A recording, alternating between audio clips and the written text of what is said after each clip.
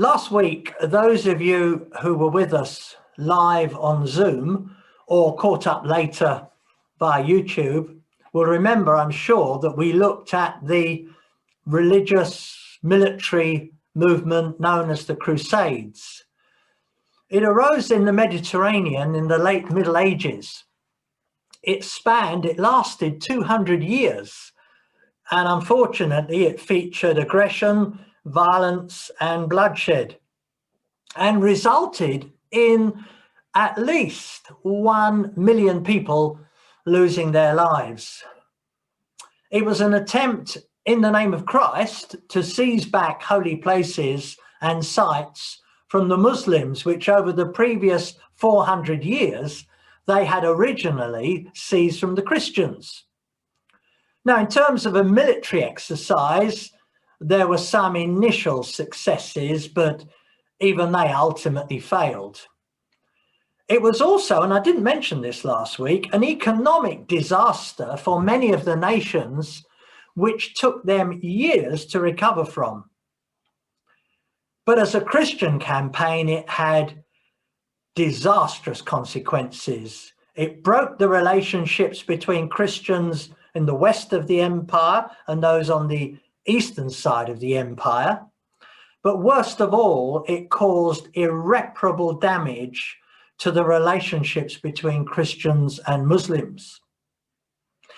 So, did anyone stand up and speak out against this slaughter, which was perpetuated in the name of Christ?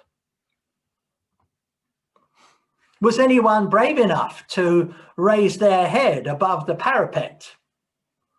Did anyone have sufficient courage to swim against the all-pervasive and euphoric tide of European warfare?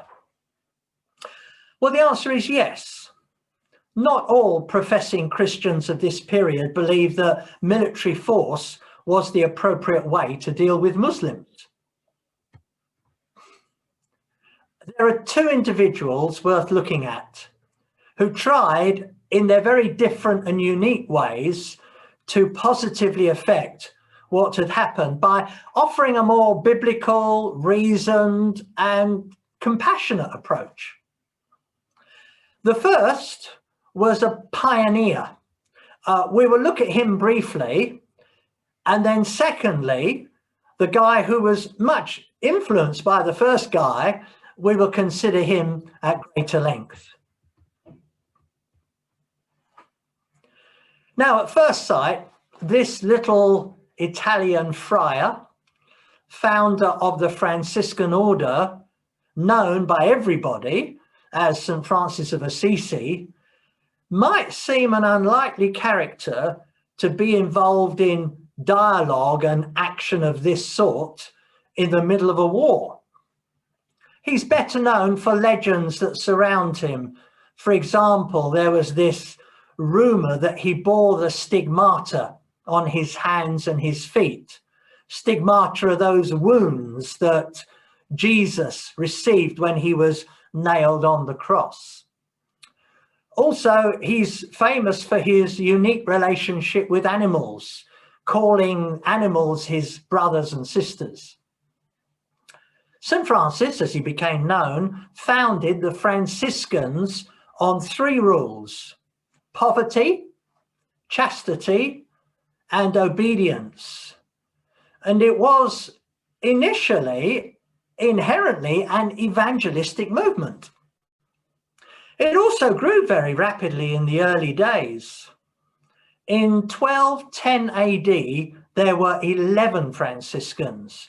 By 1219, that's 9 years later, there were 5,000 Franciscans seeking to bring back the simplicity and joy of faith while giving sacrificial service to the poor and needy.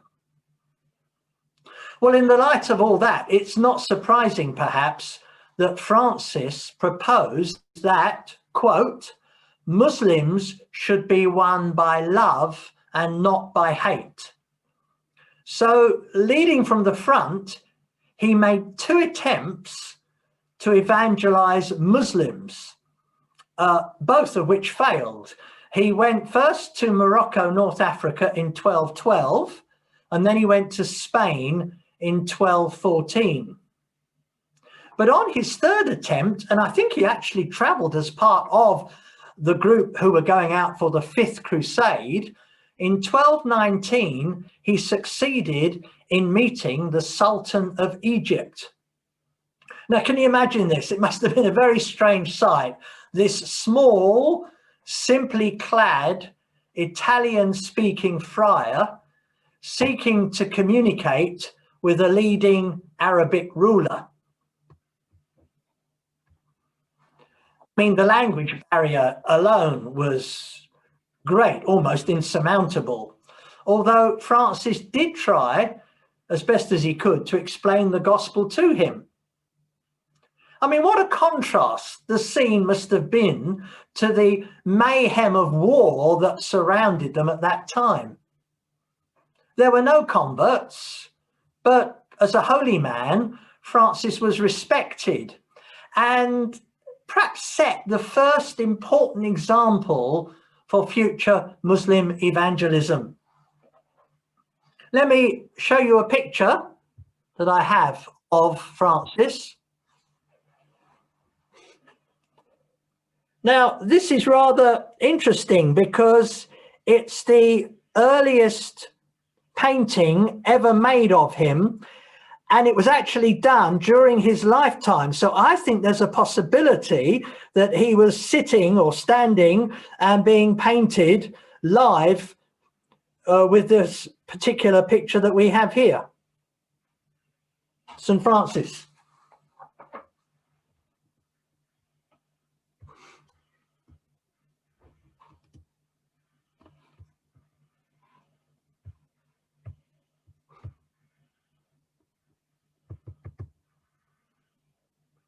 Well, he led the way in radically demonstrating that Muslims could be potential brothers in Christ. And by the end of the 13th century, Franciscans could be found at the ends of the then known world. And Franciscan friars can still be found today in both Catholic and Protestant churches. It's interesting, when I was 16 years old, I spent a weekend in an Anglican Franciscan friary, only 30 minutes away from where I'm speaking to you now, in the county of Dorset, which is towards the southwest of England. The total number of Franciscan friars today remains around the 5,000 mark. So St. Francis was a leader bringing a new spirit of mission into the Christian world. And what he did opened the door, paving the way for our second lone voice that spoke out. Now, of this man, Stephen Neale, the great writer of the history of Christian missions, says, quote, "He must rank as one of the greatest missionaries in the history of the church." I wonder if you have ever heard of him. Here is his story. He was born 6 years after the death of St. Francis of Assisi in 1232 AD into a rich Roman Catholic family in Palma. Palma is on the Spanish Balearic island of Majorca in the Mediterranean, an island which had been taken back from the Muslims just 5 years before his birth. Well, as a young man from a wealthy background, he moved in high circles, and he served at King Aragon's court in Spain, while at the same time living a life of sexual sin and debauchery. Although he had a wife and 2 children, Magdalena and Dominic, he had mistresses on the side. His name? Raymond Lull. And if you have our original handout, you'll see at the bottom there the name Raymond Lull, R-A-M-O-N Lull. There are different spellings. And we know so much about him because he was a prolific writer. And his biography was recorded for us by Samuel Zwemer, who was another missionary later to the Muslims. Lull himself admitted, "I lived a wasteful life of utter immorality." Nonetheless, despite his immoral and decadent lifestyle, he proved to be something of an intellectual. He was a philosopher. He was a mathematician. He was a polymath. He was a creative genius, so that even as a young man, he was recognized widely for his scholarship and literary talent. But it was during his early 30s, after he had returned to Mallorca, that he underwent a profound religious experience. According to Samuel Zwemer, he was born again, but the way this happened was rather unusual. It began one evening when, with his guitar and his pen and paper or whatever he had, he was composing an erotic, pornographic, if you like, song. But he was suddenly startled by an image. In his own words, he wrote, he saw the Saviour hanging on his cross as if suspended in midair, the blood trickling from his hands and feet and brow and looking reproachfully at him. Well, though initially moved by the vision, Lull went back to his writing the next week, and the same thing happened again. This vision appeared. In fact, I think it happened about 5 different times. Finally, he made his commitment to Christ, although doubts immediately began to arise. I mean, he asked, "How can I, defiled with such impurity, rise and enter on a holy life?" And it was this feeling of guilt that prompted Lull to give up his wealth and his fame and dedicate his life to serving God. The Roman Catholic, his initial response to the call of Christian service was, like most people of his time, I suppose, to devote himself to living in a Franciscan monastery and especially concentrate on fasting, prayer, and meditation, at the same time being excluded from the world. Well, his life, I see, was marked very much by visions and mystical experiences. And it was another vision that made him conscious of his responsibility to take the message of the gospel to those around him. In his book, The Tree of Love, he tells of the vision that became his missionary call.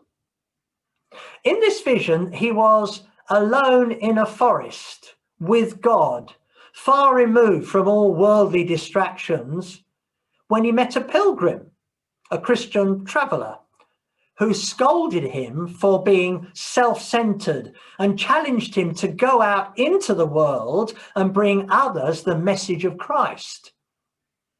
It was this vision that enabled Lull to change the direction of his life and direct his energy to foreign missions, and particularly missions to the Muslims, who, as we saw in our last session, were the hated and most feared enemies of Christendom. Lull wrote this: "I see many warriors going to the Holy Land beyond the seas, thinking that they can acquire it by force of arms. But in the end, all are destroyed before they obtain what they think they have. It seems to me that the conquest of the Holy Land ought to be attempted by love and prayers and the pouring out of tears and blood. It was after this vision that his life changed in some significant ways. For instance, he began to devote much of his time to study of the Arabic language. That was a 9-year pursuit, but it was marred by a very unfortunate incident that almost derailed his entire future missionary career. This is what happened. Because he needed to be able to read and write Arabic at a level that would be understood on the mission field, he decided to purchase a Muslim slave to help him. Now, there were many in Mallorca at that time, since it had only recently been taken back by the Christians from the Muslims, and so many of the Muslims were made slaves. The slave he chose apparently became annoyed with Lal's frequent, repeated, reasoned case for Christianity. I'm guessing that Lal used him as a person to whom he could particularly preach the gospel. At any rate, one day, this slave became so fed up with this that he openly cursed Christ in Lal's presence. On hearing this, Lal lost control of his emotions and hit the slave across his face.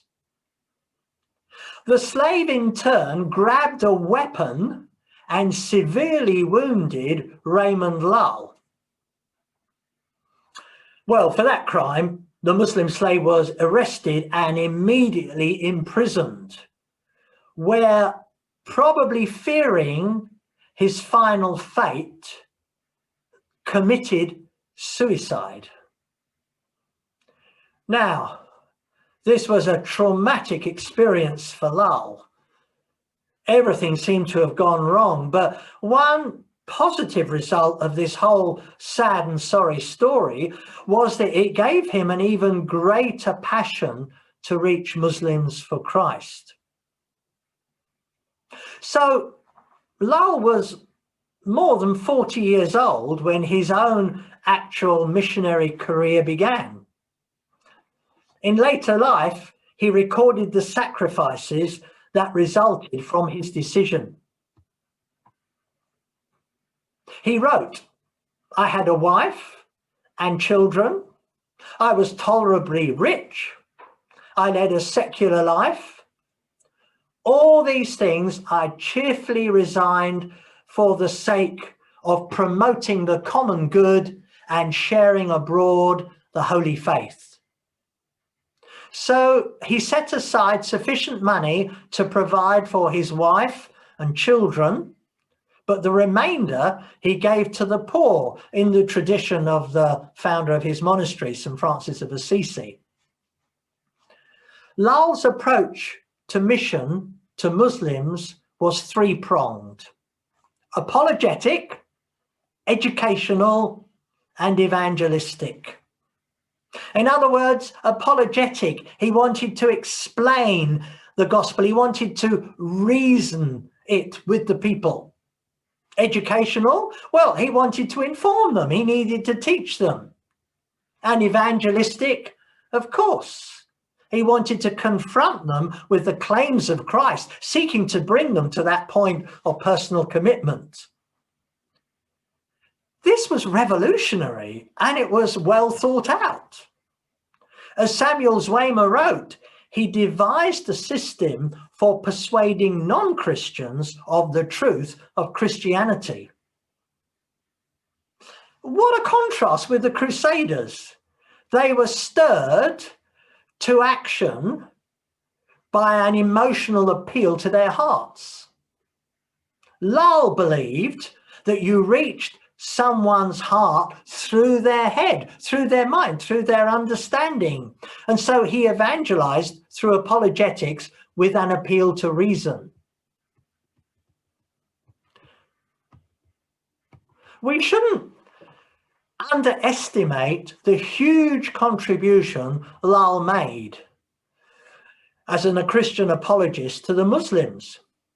He wrote more than 60 books on theology. Many of them were aimed at Muslim intellectuals. He wanted to see if he could persuade some by clearly talking with their wise men. And again, it should be noted, he's far ahead of his time in his thinking. And these fundamental principles are, broadly speaking, still followed today by those seeking serious engagement with Muslims when presenting the gospel.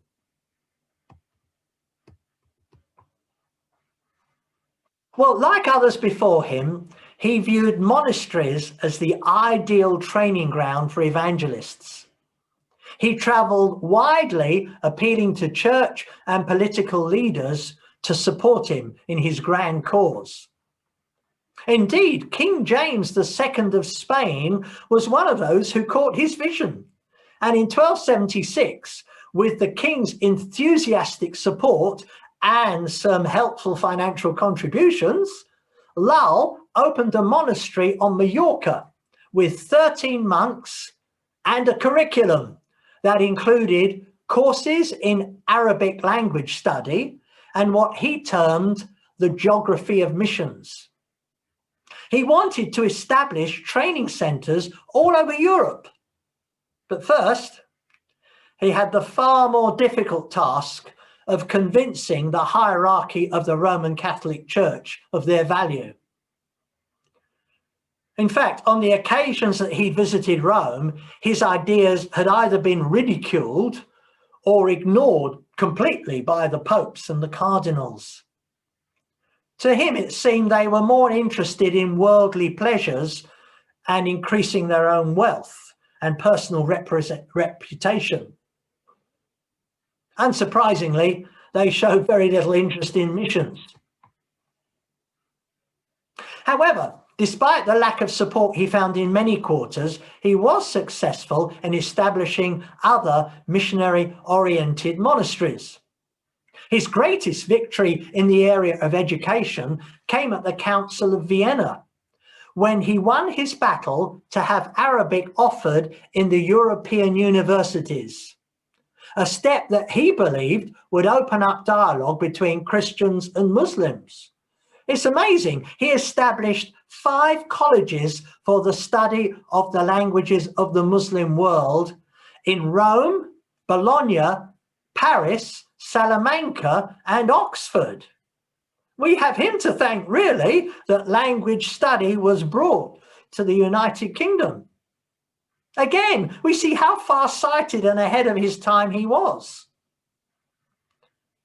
But when it came to his own missionary service, it didn't start in the way that you might have expected from someone who seemed so motivated and focused.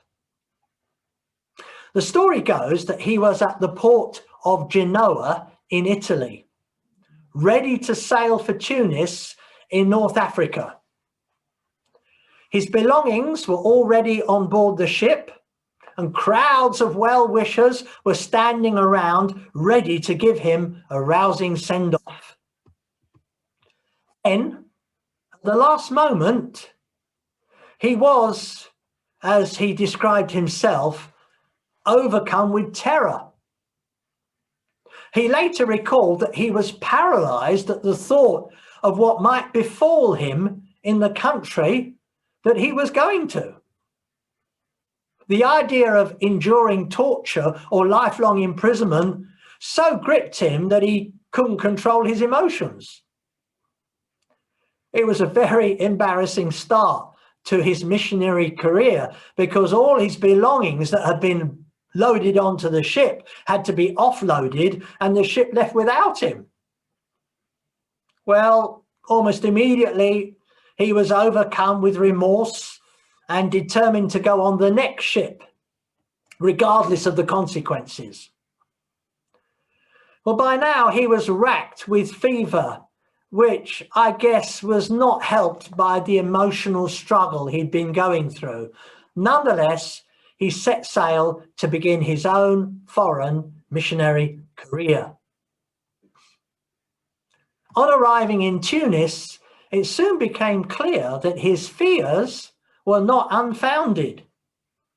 Tunis was a powerful center of Islam in North Africa, and it had held off repeated invasions, of course, because of the Crusades, and the city's recent experiences meant that the Crusaders were viewed with hatred and bitterness. Having said that, his arrival was not greeted with as much hostility and anger as he had expected. And he quickly made his presence known to the leading Muslim scholars, and then he called for a conference in Tunis.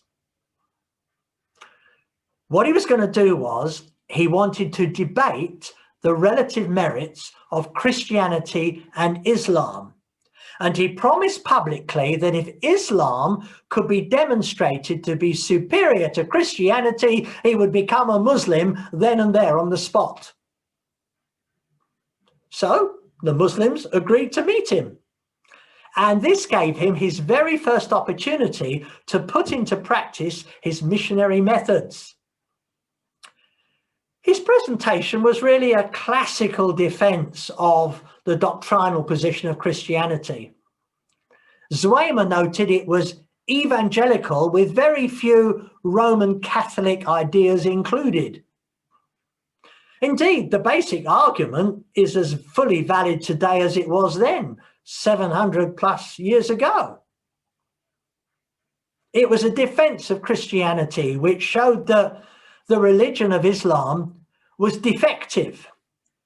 He said there's only two active truths about God in Islam. That's his will and his wisdom.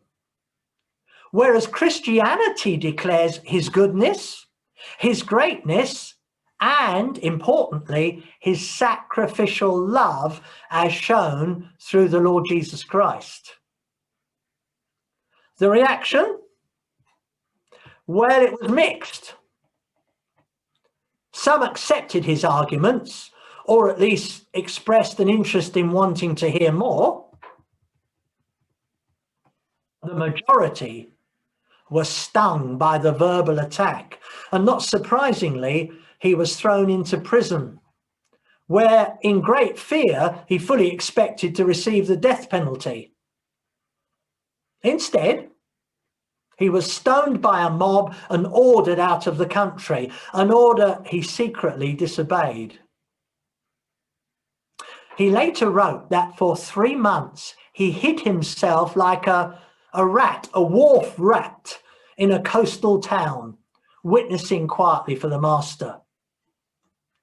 But eventually, he became frustrated by his lack of freedom and returned to Europe, where he spent several years in Naples and then went on to France, lecturing and writing books on his new method, all the time seeking new recruits to join his mission. It should be noted that while Muslims were the primary focus of his missionary passion, the Jews also caught his attention. In the 12th and 13th centuries, anti-Semitism was rife, with the Jews being blamed for almost every evil in society. That led to their expulsion from France and also from England. Only a few outspoken individuals took their side, and one of them was Raymond Lull. He reached out to them in love, in the same way he'd done to the Muslims, but this time presenting Christ very much to them as their Messiah. Then, in 1307, by now aged 75, he returned to North Africa after a 15-year absence. This time he went to Bugia, B-U-G-I-A. That's a city on the east of Algiers in Algeria. Now, while he claimed to reach out to the Muslims in love, his message often came across as very offensive and could potentially alienate the Muslims to Christianity almost as much as the Crusades themselves did. Let me give you an example.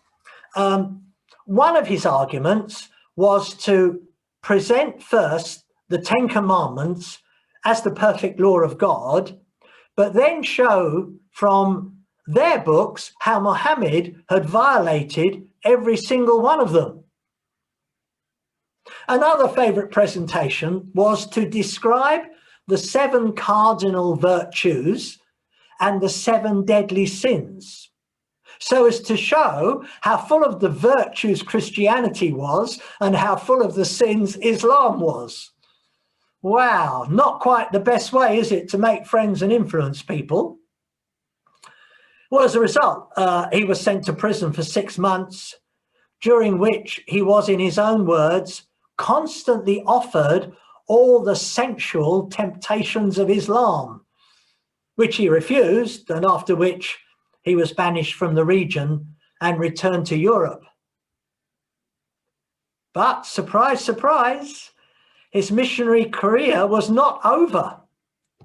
Finally, in 1314, when he was 82 years old, he returned to Tunis, where it seems that his age afforded him some protection. And because of that, probably, he found he had more liberty than before, and even won some converts.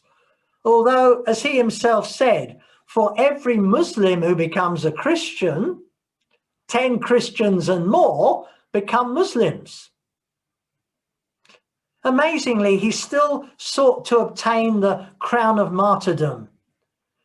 It had something of a mania for this final accolade that the Franciscans also frequently entertained. So he was rather influenced, I think, by the times in which he lived. They believed, the Franciscans, that to die in the service of the Master was the highest privilege.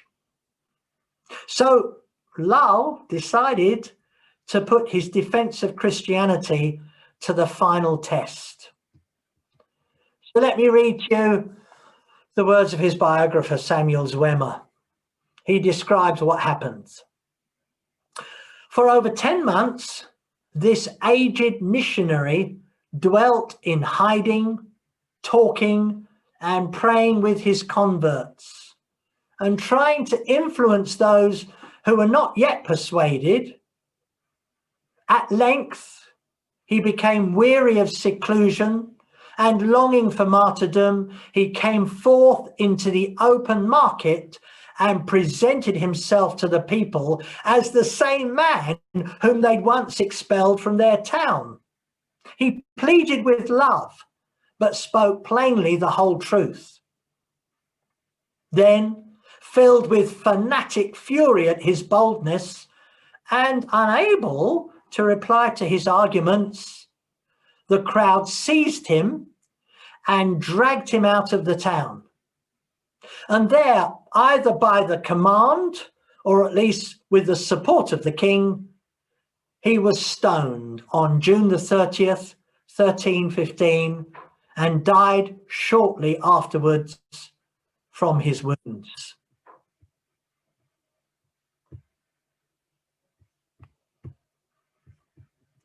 Let me, if I can, show you a picture that I have of, no, I think this is, see if I can get it to work. I have another painting of, no, I can't get this to move. I had a painting of the man himself looking very serious. Let me just hold it up for you so you can see something of what he looked like, or what he was thought to look like.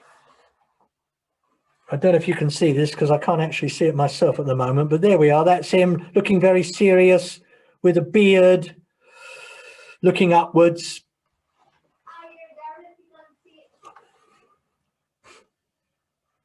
Here he is, Raymond Lull.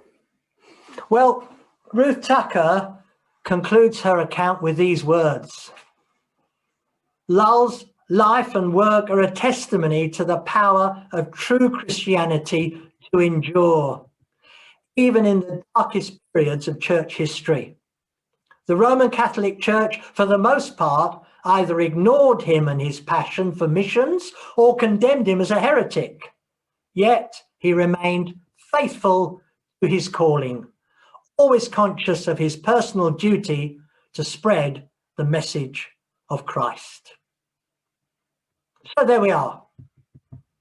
An incredible man with an incredible story. Something that we can all, I think, learn from.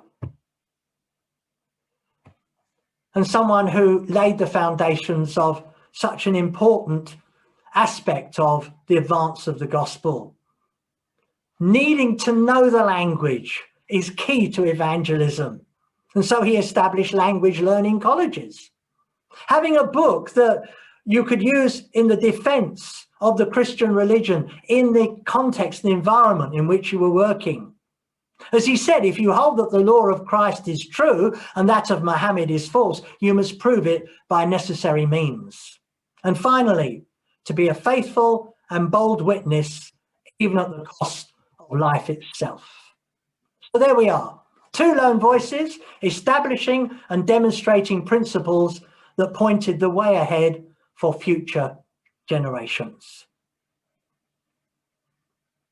Malu, I think we can now all unmute ourselves. I seem to have lost somewhere here the picture of everybody, but maybe it will return. Let's see if I can find it. Yeah, bless you. Hey, God bless you. Thank Nice you. to see you. Great to see you, Bastine. Thank you. God bless you. Thank you, brother. Nice to see you come. Say I've lost my Gareth. somewhere along Thank the line. you. Thank you, Chris, Gareth. great you could join us. Could hear everything. Gareth. God bless you. Oh, really nice to see you. Thank you. Oh, Gareth.